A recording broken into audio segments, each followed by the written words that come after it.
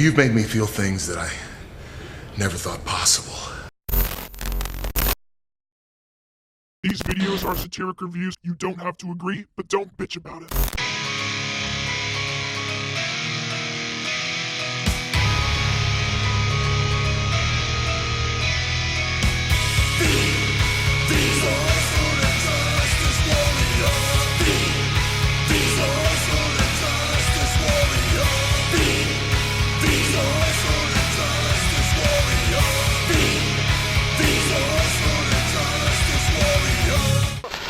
I hate this channel.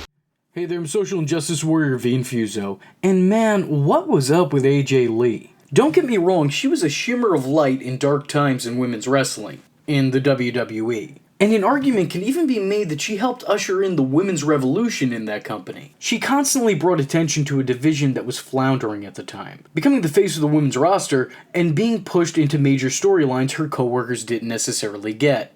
She's a former Raw general manager and a 3-time Divas champion.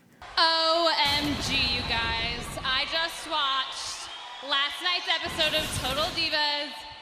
Do you want to know what I see? Women who have turned to reality television because they just weren't gifted enough to be actresses. A bunch of cheap, interchangeable, expendable, useless women. And that is reality. Is that a pipe bomb? And she was practically boy crazy. I think that's the politically correct way of saying it. In kayfabe, AJ Lee had pretty much never been single.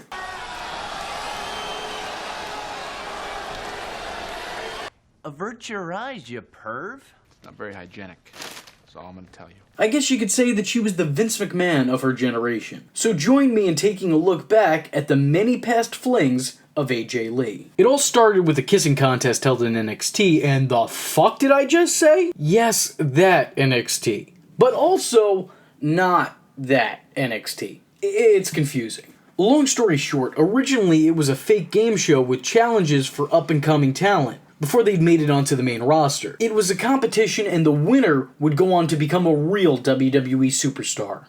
So think Tough Enough, except worse. AJ was a competing rookie looking to get on the main roster and become a WWE diva, with her pro at the time, which was basically a trainer or a mentor, with her pro at the time being Primo Colin. What? That's not how you spell cologne. It's Primo Colin. And on this particular episode of an all-female NXT, the women were subjected to a kissing contest. And you know, if this show was really supposed to prepare talent for life on the main roster following it, this kissing contest should have been held between the rookies and Vince McMahon's ass. Anyway, during a kissing contest on NXT, she laid this on future AEW founder Cody Rhodes. I want you to know I'm rooting for you. Despite this kiss, throughout that season it was teased that Primo and AJ actually had feelings for each other. And that would come into fruition in that season's finale, after AJ picked up the win in a 6-woman tag team match. Very close. Wow. Hold up. Wait a minute. Something ain't right. How well do you know your pro? What do you think Primo said he thought about you when he first saw you? Underage? 16 years old? I'm Chris Hansen with Dateline NBC. Oh, thank God we got closure to that. I mean, yeah, sure, we still don't know what's in Vince McMahon's lockbox, who was GTV, who was driving the Hummer in WCW, or who raised the briefcase during Stone Cold's ladder match, but we can all rest soundly tonight knowing that Primo and AJ made it. Thank the wrestling gods for that. AJ wouldn't win that season, and she would be brought back during NXT Redemption, where she began to try to get the affections of Hornswoggle.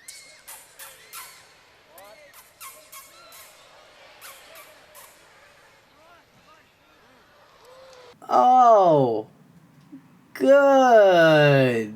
Yeah, that's great. That's great, guys. You're doing great. Mind you, this was before Hornswoggle could talk and only communicated with grunts and laughs, though it was still a little bit after he'd lost the whole leprechaun getup. It was a strange time period in the history of Hornswoggle, but this feels feels wrong. Just kind of seems like AJ's luring this little guy here with the mentality of a 5-year-old. I'm stranger danger. So let's just move on and forget.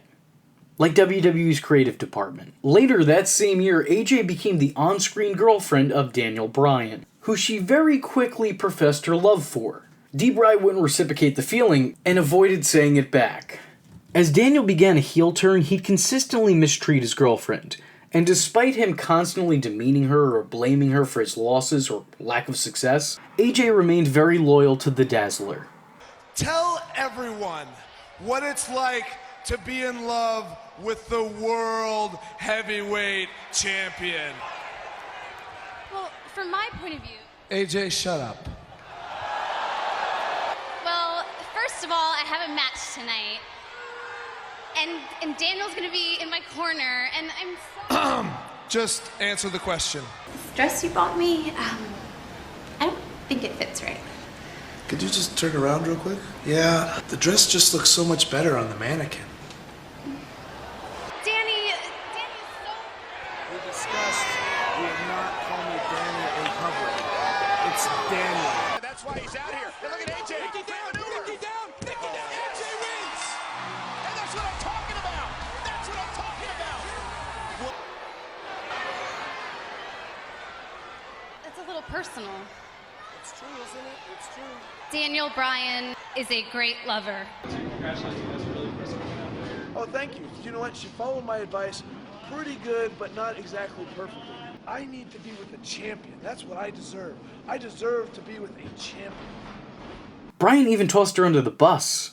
And by bus, I do mean the Big Show, thus injuring her and causing the not-so-gentle Giant to cry. At WrestleMania 28, Daniel Bryan, then world champion, was set to go one-on-one with Sheamus for the World Heavyweight Championship. As the match begun, AJ stood on the apron to give him a good luck kiss, only for Daniel to turn around and immediately be met by a knockout broad kick, thus ending Bryan's reign and his relationship with AJ. The former champion blamed his girlfriend for the loss and dropped her the same way he dropped his title.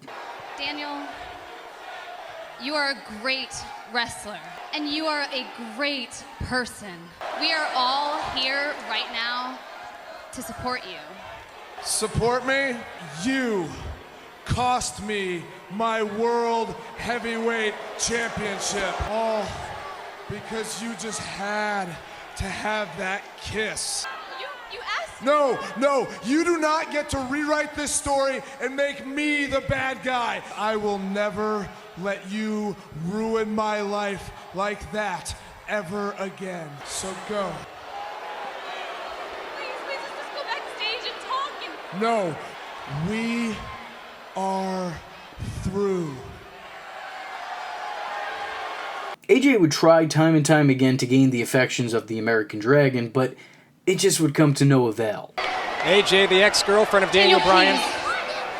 AJ, stop, turn around, and go away. Can we please just talk about our problems and try to Our work this problems? out? She's talking about our problems. I had a problem, and I got rid of it. And wish you good luck in your match against Sheamus at Extreme Rules. I wish that you were never even born. What? Is there any chance that I would ever take you back? No. Leading to AJ flipping out and showcasing her instability. Distraught, she then began to turn her attention toward the WWE champion, CM Punk, who also happened to be feuding with Daniel Bryan at the time as well. The two flirted, and it was clear by their on-screen interactions that they had some chemistry together. Hey, Punk! Punk! Hi. Hey. AJ, first off, that's a great shirt you got on. Thanks, I made it myself. I'm not gonna let anything happen to you. We can trust each other. And we really, really like each other. Yeah, okay. Guess who? King Kong Bundy. No, silly, it's me. Who are you talking to? Hang on. I said, who are you talking to? I was on the phone with my sister. Okay, good. I really enjoyed watching you beat up Daniel Bryan. Oh, okay, so you're not crazy. You just really Sadistic?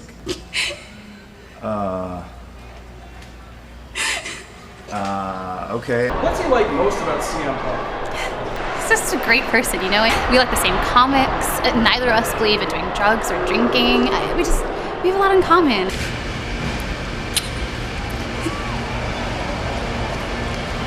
I'm gonna dedicate my match to you. Okay. Thanks. But my match, did you see it? What match? No, I was on the phone. So you didn't see my match? You weren't paying attention to me? Everything's gonna be fine. Okay, just stop crying and everything's... And that mistake is you. Yourselves as becoming more than just friends? Why, did he say something? No, not to our knowledge, but... I'm not against taking things to the next level. I'm open to it. You know what? I sort of dig crazy chicks. Oh, he digs crazy chicks! Upon fiddling with the idea of pairing the two up, they teamed together in a match against the odd couple team of Daniel Bryan and Kane, when this happened.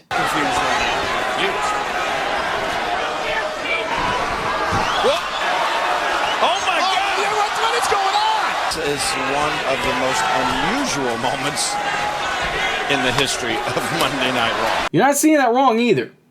AJ kissed Kane, and she'd follow that up by continually flirting with the Big Red Machine, even once donning a similar outfit to him to show her affection. And Kane, when I see you, I lose all my inhibitions, and I just want to get wild.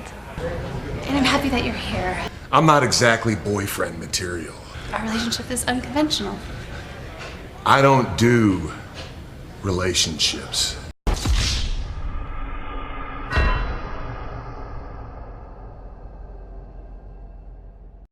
However, despite her attempts at dating the devil's favorite demon, she continued to make advances towards CM Punk. Amongst various backstage segments together, she'd also helped the champion retain his title due to her distractions.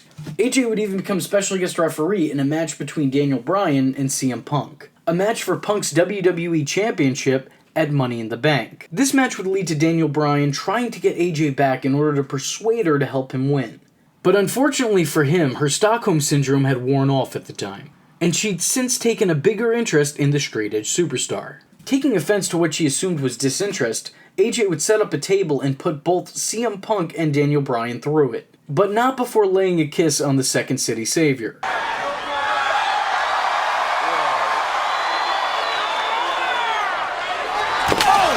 Following this, she'd propose to Punk, only for Bryan to turn around and propose to her. AJ didn't accept Daniel's proposal, and Punk didn't accept hers.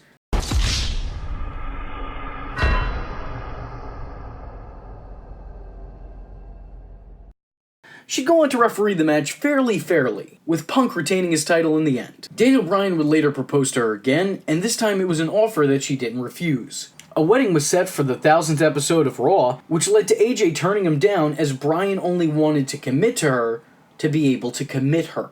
AJ would also accept a position as Raw General Manager in that same segment, and a decent portion of her time in that position was spent initially making her ex-boyfriend's lives a living hell. And AJ, you don't have to do that. Booking's already got you covered. You're just going the extra mile here. She'd of course have to leave that position as Raw General Manager after a scandal broke out of her being involved with John Cena. I don't know why that's a scandal, as they were both single in real life and in storyline at the time. And plenty of other on-screen authority figures were in relationships with talent. I mean, Teddy had Crystal, Vicky had Edge, and The Big Show, Stephanie had Triple H, and Vince had Trish, and Stacy, and Sable, and Kent. And you know what? Watch the Everybody Loves Vince video, alright? That list goes on. There's a couple more on there, alright? There's a lot to uncover. I'm not doing it again. So my point being, where's the scandal? What was this supposed to be? Unlike her pairing with Punk or Bryan, these two didn't seem to work well off each other. I just remember everything with the two of them together just seemed incredibly awkward. The angle, while heavily being pushed for a time being, didn't last all that long. with John Cena ending their time together because she was a little unstable. Or is that the reason he left Mickie James? I forget. AJ would again look toward the enemy of her ex as she turned her attention towards Cena's at-the-time rival and the boyfriend of her at-the-time rival, Vicky Guerrero. Dolph Ziggler. I'm sorry for that. I know that was a confusing sentence. I probably could have worded it a little bit better. But I didn't. AJ and Dolph would become an item to the dismay of the self-proclaimed Cougar. And this pair worked pretty well together. Soon a freshly debuted Big E Langston would come into the equation. And I don't remember this entire pair accomplishing a hell of a whole lot, but I do remember them being fairly entertaining. Seemed like there was potential there for more, but it just never materialized. Like this channel. Anyway, in a case of history deciding to repeat itself, AJ would accidentally cost Dolph Ziggler his World Heavyweight Championship. And just like that, the honeymoon was over, ending his title reign and their relationship. Stop apologizing about what happened last night. It's time to move on. It's time for me to move on from you.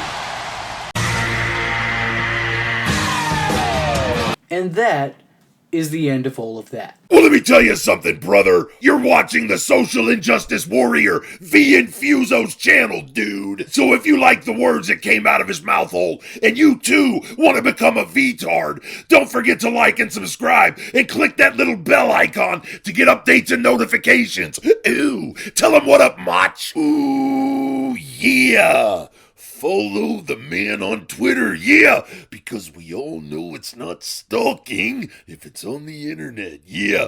Join the madness by joining the Discord, and if you have a moment of time and a free $1 to spare, head over to the SIJW's Patreon, dig it, where you can request videos, get exclusive videos, and early access to content, yeah. Or go down to PayPal, where you can buy the shirts, brother. But most importantly, just remember, if you're not tuning in, then you're missing out.